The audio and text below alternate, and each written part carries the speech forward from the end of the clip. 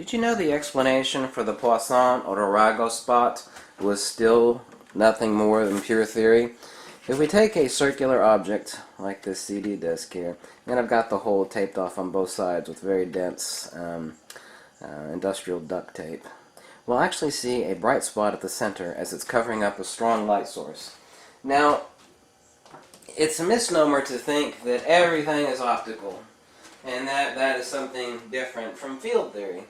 But it is the case that light is a coaxial circuit, transverse electrical magnetic, longitudinal dielectric, rarefactions and compressions. Everything is field theory, girlfriend. Everything is field theory. Now, you see the bright spot we have here, and I'm going to go closer to the high intensity light source. You're thinking, well, light is actually shining through that disc. Let's get a little closer so you can see it.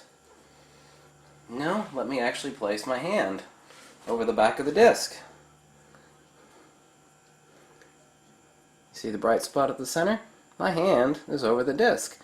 Now, let me place my other hand on the other side of the disc. We still have the bright spot. Field torsion. Field torsion. Yes, kiddies.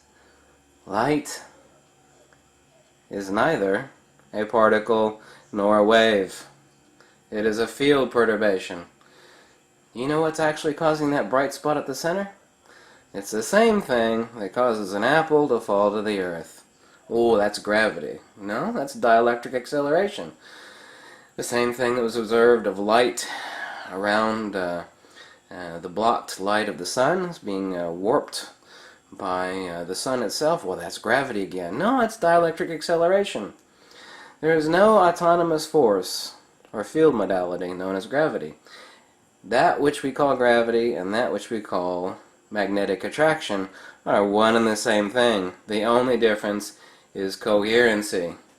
Same difference between a light and a laser. Everything is coherency, frequency, and intensity. Everything is capacitance, resistance, permeability, and permittivity.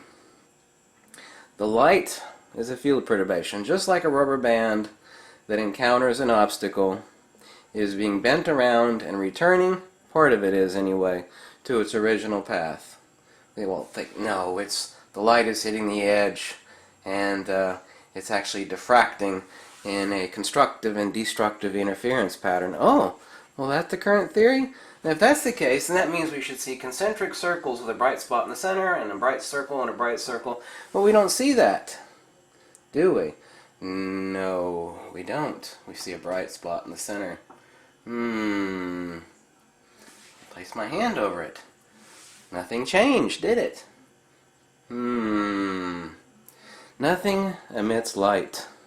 Nothing. Do you really think that a vacuum-sealed glass chamber, i.e. a light bulb, is emitting light? Well, that's interesting. It's vacuum-sealed, isn't it? What's being emitted from a light bulb, or this powerful LED light behind me? Nothing is being emitted. Field perturbation. It has an elasticity, so to speak, in vernacular. You can only stretch it so far before it snaps right back to its original vector. Oh, here's the bright spot. The Poisson, or the Arago spot. Oh, interesting. Why is it bright in the center? What do you think? There's no difference between the sun and this disk and light going around the sun and being bent.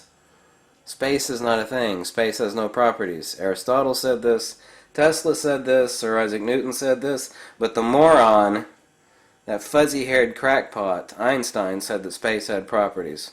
Well, Tesla said he was a crackpot and an idiot. Did you know that Einstein's very name means idiot? In German it means one stone, and that is a slang for idiot. It means someone's got one rock in their head. You know, in other words, they don't have many marbles up in their head. So even Einstein's very name means idiot. There's no such thing as gravity.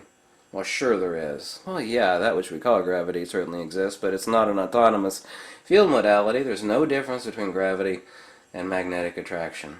They're both one and the same thing, technically dielectric acceleration.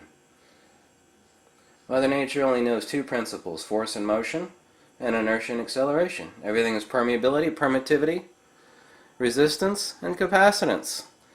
Centrifugal divergence, centripetal convergence. Mother Nature is a forest girl. She wears a tunic, no underwear, and she doesn't have a calculator. And she's not a hooker covered in body glitter with a computer that does math. Mother Nature doesn't do math. If there's anything that you'll get from this world that is more true and more undeniable, it's that Mother Nature doesn't do math. She doesn't. She doesn't have a calculator. She doesn't do math. Just a simple chick that only understands two principles: force and motion, inertia and acceleration. Centrifugal, centripetal. That's why there's no straight lines in the universe. Everything is curved linear. Curved linear. There are no straight lines in the universe. If you understand that, you'll be smarter than 99% of the rest of the world. Thanks for watching. Catch you later. Bye.